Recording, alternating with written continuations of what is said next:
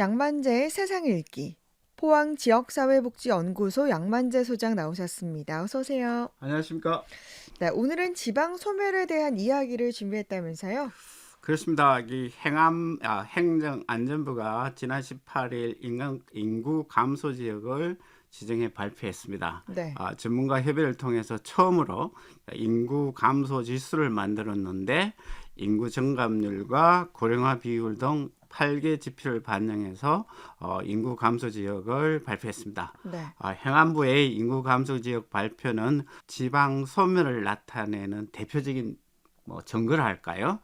때로는 현상이라 할 수 있습니다. 네. 그 발표의 내용을 보면 인구 감소 지역 중에 가장 많이 포함된 도단이 경상북도와 전라도였습니다.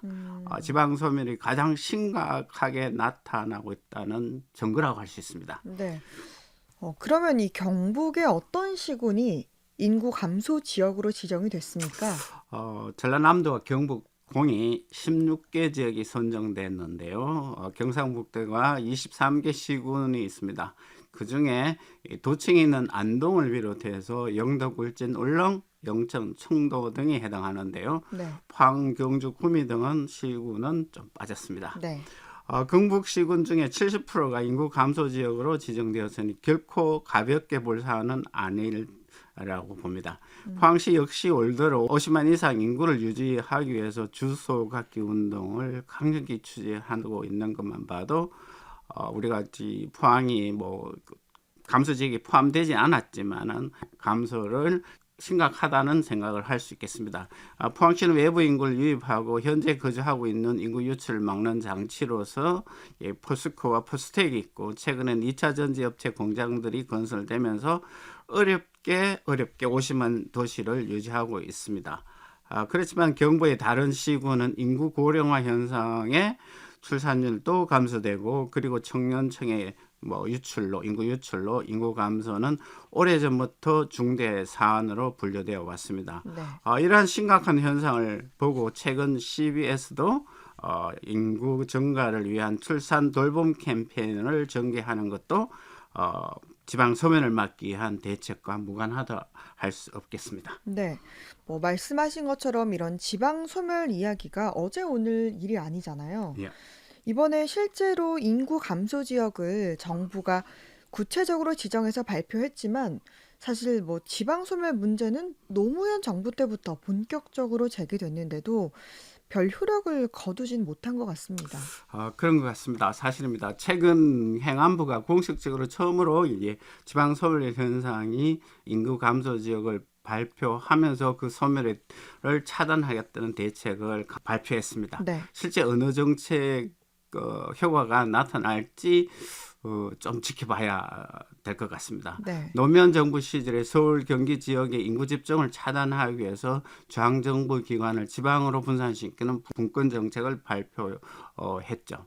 대표적인 것이 정부 청사가 세종시로 옮겨왔고요. 네. 이것도 별반 효과를 거두지 못했다고 할 수 있습니다. 정부처 공직자들이 머문 세종시에 있지만 가족은 서울에 거주하는 형태로 대응했고요.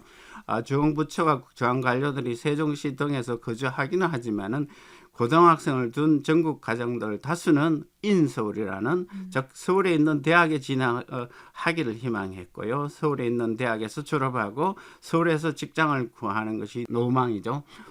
그 희망사항은 변하지 않고 있습니다.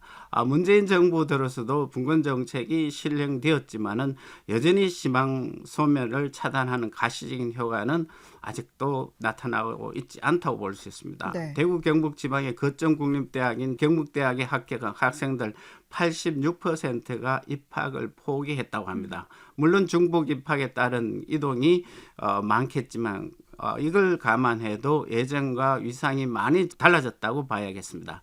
부산대학 역시 합격 포기가 83% 달했는데요. 경북보다는 조금 낮은 수치지만은 지방대학 위기가 실제로 현실로 다가오고 있다는 것은 바로 지방 소멸과 연관될 수 있는 현상이라 할 수 있겠습니다. 네. 정말 이렇게 지방 소멸이 심각하게 다가왔는데요. 뭐 이에 대해서 전문가들의 진단은 어떻습니까? 전문가들은 예외가 아닙니다. 정치학자 김태일 교수가 오늘날 수도권과 비수도권의 격차 문제는 민족 분담에 버금가는 음, 모순이라고 규정하기도 했습니다. 네. 수도권과 지방 격차가 점점 더 커지고 있으며 구조화되고 있다고 진단하면서 더 심각한 것은 그 격차가 이제는 차별로 이어지고 있다고 진단했습니다. 네. 인구 감소는 물론이고요. 지방에서 대학을 나오고 지방에서 취직해서 살면은 이제는 차별받는 삶을 산다는 뜻이 내포되어 있고요. 이 격차가 여러 가지 정책들을 통해서 동원되고 있지만은 실효성을 거두지 못하고 있다는 주장이 내포되어 있습니다. 네. 또 다른 전문가는 지방 소멸은 서울과 수도권의 부담을 가중으로 이어지고 격차가 궁극적으로는 국가 소멸로 이어진다는 극단적인 진단까지 합니다. 지방 인구가 줄면은 지방 단체의 세수가 감소되고 이 세수 감소는 중앙정부가 안게 되는데요. 그 부담을 지방에서 감당할 수 없으면 계속 이제 국가가 부담을 해야 되면 국가 경제 재정 부담 위기가 도달한다는 점에서 국가 위기와도 관련될 수 있다고 진단했습니다. 네. 뭐 지방 소멸이 이렇게 심각한데 그래서 다양한 정책들이 나오기도 했지만 별 효과가 없는 이유는 또 뭘까요? 예, 뭐 학자들마다 다양한 시각에서 진단하는데요. 우선 뭐 간단하게 이야기하면 정치학자들이 권력의 시각에서 진단합니다. 음, 청년들이 서울 가는 이유는 뭘까요? 뭐 그곳에 가면은 사람들에게 인정을 받고요. 대학에 가면 서울에 있는 대학에 가면 인정을 받고 또 일자리를 구할 수도 있고 지방과 다른 다양한 문화 혜택을 누릴 수 있는 기회가 있기 때문입니다. 또 다른 예를 든다면은요. 지방에서 30년 전에 아파트를 구입했습니다. 30년 지나서 지방과 서울이 오른 비율을 비교할 수 있는데요. 다양한 권력을 가질 기회가 지방보다 서울 지역에서 훨씬 많고 그 기회를 포착할 확률도 훨씬 높다고 할 수 있겠습니다. 그래서 서울에 권력이 집중되어 있으니 그 권력을 지방으로 분산시키는 정책이 바로 분권 정책입니다. 이미 수도권에서 권력을 혜택으로 누리고 있는 다양한 계층들이 권력 배분에 쉽게 혹은 순순히 얼마나 내놓느냐가 관건입니다. 네.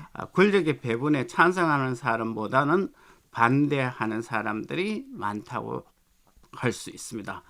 수도권과 비수도권 격차가 클수록 지방 소멸의 속도가 가속되는데 이게 이제 사회 문제의 씨앗이 되는 거죠. 네. 이 문제는 공공사안이기도 합니다. 국가사안이기도 하고요. 하지만 이 대척점에 권력을 계속 누리고 싶어하는 사람들이 있고 그 사람들 내부에는 인간의 욕망, 즉 이기심이 강하게 작동되고 있다고 할 수 있겠습니다. 이걸 뭐 네. 기득권이라고 할 수 있겠습니다. 정책 당국자들이 인간의 고유한 이기심을 쉽게 포기하는 성향과 이기심을 자발적으로 양보할 수 있는 정책을 집행하지 못한 탓이 그 원인이라고 진단하고 싶습니다. 네. 그러면 지방 소멸을 어떻게 대처해야 할까요? 원인 진단에서 이미 나왔다고 볼 수 있겠습니다. 분권인데요. 서울에 있는 사람 기득권 세력이 공익적인 가치 앞에서 자기 이기심을 어느 정도 포기하는가가 그 관건이라고 해결의 관건이라고 할 수 있겠습니다. 네. 이 사실 지방으로서는 분권이 정말 중요한 의제인데 이번 대선 국면에서도 그 문제는 보이지 않아서 좀 걱정입니다.